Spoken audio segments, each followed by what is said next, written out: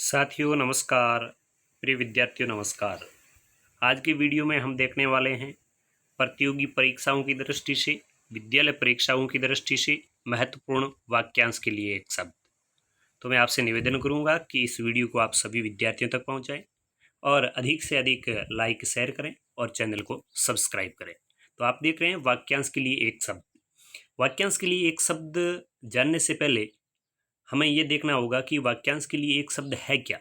तो इसकी डेफिनेशन कुछ इस प्रकार बनेगी कि अनेक शब्दों या वाक्यांशों के स्थान पर कभी कभी एक शब्द का प्रयोग किया जाता है। जैसे सत्य बोलने वाला, ये पूरा वाक्यांश है, इसकी जगह हम सत्यवादी कह देते हैं तो काम चल जाता है। इससे भाषा में सौंदर्य आ जाता है और भाषा प्रभावशाली बनती है। जैसे जिसे आर पार देखा जा सके, इतना बड़ा वाक्य लिखने के बजाय हम उसको लिख देते हैं पारदर्शी। तो ऐसा लिख देने से या कह देने से भाषा का सौंदर्य बढ़ जाता है। वाक्य रूपांतरण में भी इस प्रकार के शब्द काफ़ी उपयोगी होते हैं। ऐसे ही कुछ अनेक शब्दों के लिए एक शब्द यहाँ पर दिए गए हैं, यानी वाक्यांश के लिए एक शब्द, पूरा वाक्य है उसको एक अंश में सीमित करना, ऐसा शब्द। तो देख रहे हैं यहाँ पे अनेक शब्द लिखे हुए हैं। इनमें से जो महत्वपूर्ण शब्द है, जो विभिन्न प्रतियोगी परीक्षाओं की दृष्टि से महत्वपूर्ण है, उनके बारे में मैं आपसे बात करने वाला हूँ। तो इसमें आप देख रहे हैं कि जैसे नंबर 1 पे सत्य बोलने वाला, उसको अपन सत्यवादी कह देते हैं। तो नंबर 2 पे महत्वपूर्ण है जो सहनशील हो, उसे अपन क्या कहेंगे, सहिष्णु, उसे अपन सहिष्णु कहेंगे। उसके बाद यदि आप 6 नंबर पे देखें तो लिखा हुआ है दो भाषा जानने वाला, तो उसे अपन कहेंगे दुभाषिया। और क्रमांक नंबर 9, जिसके आने की तिथि निश्चित नहीं हो, उसे अपन कहते हैं अतिथि। यानी जो अपने अतिथि घर पे आता है, अपन कहते हैं अतिथि देवो भव, तो उसके आने की पहले कोई तिथि निश्चित नहीं होती है, इसलिए उसे अतिथि कहा जाता है। और जिसे क्षमा न किया जा सके असम्य, और जिसे क्षमा किया जा सके वो सम्य होता है। उसके बाद यदि बात करें आप, तो जो कानून के अनुसार न हो, जो कानून के अनुसार हो, तो उसे अपन कहेंगे वैध, और कानून के अनुसार नहीं है तो अवैध। जो बिना वेतन काम करे, तो वेतन के अनुसार काम करने वाला वेतनिक, जबकि बिना वेतन अवेतनिक। जो कहा न जा सके वह होता है अकथनीय, और जिसको गिना न जा सके वो होता है अगणीय, और जिसे गिना जा सके वो होता है गणीय।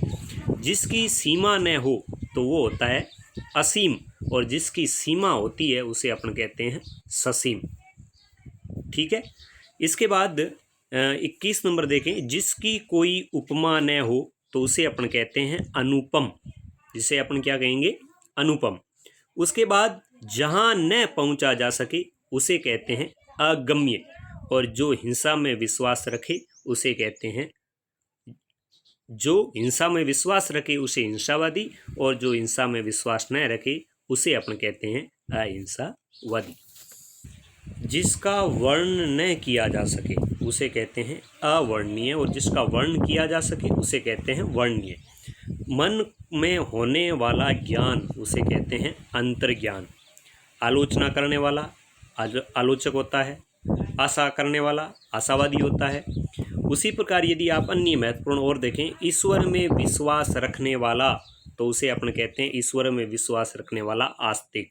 दूसरों का आभार मानने वाला आभारी होता है या कृतज्ञ होता है। दो महत्वपूर्ण शब्द, छोटा भाई होता है उसे अनुज कहते हैं, बड़ा भाई है उसे अग्रज कहते हैं। अनुज है अनु प्लस जय से बनता है, और अग्रज अग्र प्लस जय से बनता है। उसी प्रकार ऊपर जो कहा गया हो उसे अपन कहते हैं उपर्युक्त, और नीचे लिखी हुई बात उसे अपन कहते हैं निम्नलिखित। जो बाद में अधिकारी बने उसे अपन कहते हैं उत्तराधिकारी। और फिर जो कार्य कष्ट सहन कर किया जाए उसे अपन, जो कार्य कष्ट सहन कर किया जाए अपन कहते हैं कष्ट साध्य। और ऊंचे कुल में जन्म लेने वाला उसे अपन कहते हैं कुलीन। तेज बुद्धि वाला, बहुत ही महत्वपूर्ण शब्द है, तेज बुद्धि वाला उसे अपन कहते हैं कुशाग्र बुद्धि। तेज बुद्धि वाला, किए गए उपकार को मानने वाला कृतज्ञ, और दूसरों के उपकार को मानने वाला कृतघ्न। इसके बाद देखें, जिसके हाथ में चक्र हो तो उसे अपने कहते हैं चक्र पाणी। पाणी का मतलब है हाथ, जैसे वीणा हो तो उसे अपने कह देंगे वीणा पाणी। फिर है गणित के बारे में जानने वाला, तो उसे अपने कहते हैं गणितज्ञ। जो गणना योग्य हो उसे अपने कहते हैं गणीय या गणनीय, और जो गणना योग्य न हो तो उसे अपने कहते हैं अगणीय। आकाश को छूने वाला उसे अपने कहते हैं गगनचुंबी, और गुप्त बातों का पता लगाए तो उसे अपने कहते हैं गुप्तचर। छिपाने योग्य बातें हैं तो उसे अपने कहते हैं गोपनीय। इसके अलावा चक्र के आकार में सेना की रचना करना, अपन कई बार पढ़ते हैं कि वह चक्रव्यूह में फंस गया। चक्र के आकार में सेना की रचना करना तो उसे अपने कहते हैं चक्रव्यूह। जिसने इंद्रियों को वश में कर लिया है, बहुत ही इंपॉर्टेंट, जितेंद्रिय, और इंद्रिय से परे हो तो इंद्रियातीत शब्द होता है। जन्म से अंधा उसे अपने कहते हैं जन्मांत। जिसमें जानने की इच्छा हो उसे अपने कहते हैं जिज्ञासु।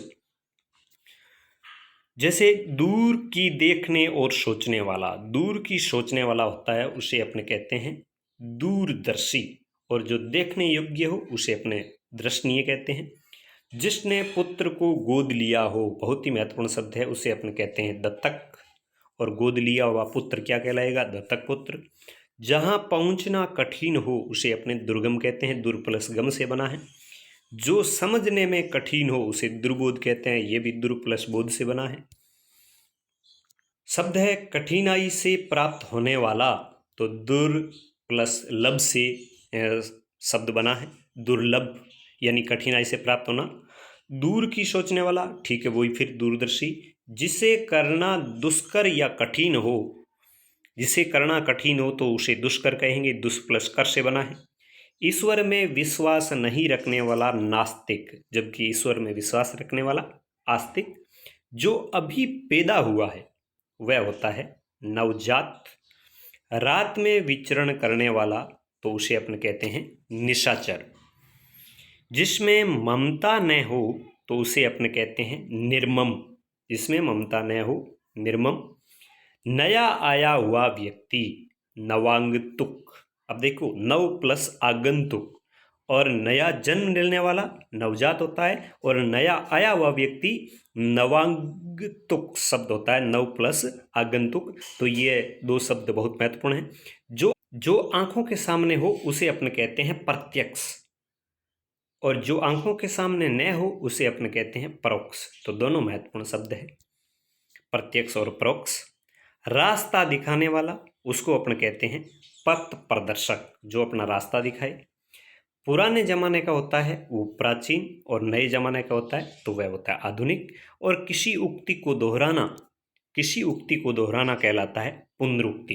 किसी उक्ति को दोहराने वाला क्या कहलाता है? वाक्यांश के लिए एक शब्द पुनरुक्ति। दूसरों पर आश्रित रहने वाला इंपॉर्टेंट शब्द है परावलंबी, और खुद पर आश्रित है वो स्वावलंबी। हाथ से लिखी पुस्तक, बहुत ही महत्वपूर्ण शब्द है, उसे अपन कहते हैं पांडुलिपि। बहुत बोलने वाला वो होता है वाचाल। कम बोलने वाला यानी वो होता है मितभाषी, और अत्यधिक बोलने वाले को अपन वाचाल कहते हैं।